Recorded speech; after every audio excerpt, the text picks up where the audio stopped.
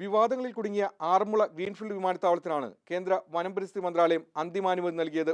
പദ്ധതിക്കെതിരെ പ്രാദേശിക പരിസ്ഥിതി സംഘടനകൾ പ്രക്ഷോഭം തുടരുമ്പോഴാണ് കേന്ദ്ര സർക്കാരിന്റെ അംഗീകാരം. ഉപാധികളോടെയാണ് അനുമതി നൽകിയിരിക്കുന്നത്. ആറന്മുളയിലെ മല്ലപ്പുഴ ശേരിയിൽ 700 ഏക്കർ സ്ഥലത്താണ് പദ്ധതി നടപ്പാക്കുന്നത്. 2000 കോടി രൂപ ചെലവിൽ 2 ഘട്ടങ്ങളിലായാണ് വിമാനത്താവളം നിർമ്മിക്കുന്നത്. ആദ്യഘട്ടത്തിൽ 81.18 കോടിയും രണ്ടാം ഘട്ടത്തിൽ 125 കോടിയും ചെലവ് കണക്കാക്കുന്നു. വനം പരിസ്ഥിതി മന്ത്രാലയം നിയോഗിച്ചിരുന്ന വിദഗ്ധ സമിതി സെപ്റ്റംബറിൽ പദ്ധതിക്ക് അനുകൂലമായി ശുപാർശ നൽകിയിരുന്നു. ഈ ശുപാർശയുടെ അടിസ്ഥാനത്തിലാണ് മന്ത്രാലയത്തിന്റെ തീരുമാനം.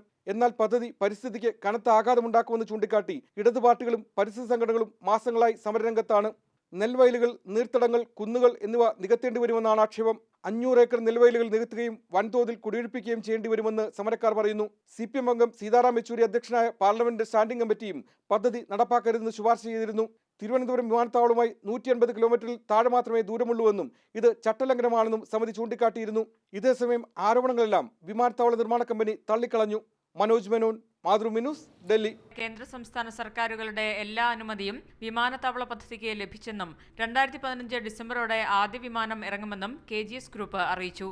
2011 വ്യവസായ മേഖലയായി LDF സർക്കാർ സ്ഥലത്തെ പ്രഖ്യാപിച്ചു. അതിനാൽ ഭൂസംരക്ഷണ നിയമത്തിലും നെൽവയൽ നീർത്തട സംരക്ഷണ നിയമത്തിലും അന്ന് തന്നെ ഇളവ് ലഭിച്ചിട്ടുണ്ടെന്നും KGS ഗ്രൂപ്പ് വ്യക്തമാക്കി. ഇപ്പോൾ എതിർക്കുന്ന 72 MLA-മാരിൽ 69 പേരാണ് അന്ന് പദ്ധതിക്ക് അനുമതി നൽകിയതെന്നും KGS MD ജിജി ജോർജ് പറഞ്ഞു.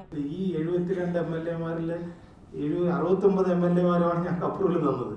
400 ഏക്കർ സ്ഥലം കമ്പനിയുടെ പേരിൽ രജിസ്റ്റർ ചെയ്തിട്ടുണ്ട്. 50 ഏക്കർ സ്ഥലം സർക്കാർ നൽകും. ഇനി എത്ര ഭൂമി നികത്തേണ്ടി വരുമെന്ന ചോദ്യത്തിന് വ്യക്തമായ ഉത്തരം കമ്പനി അധികൃതർ നൽകിയില്ല. മാതൃഭൂമി ന്യൂസ്, തിരുവനന്തപുരം.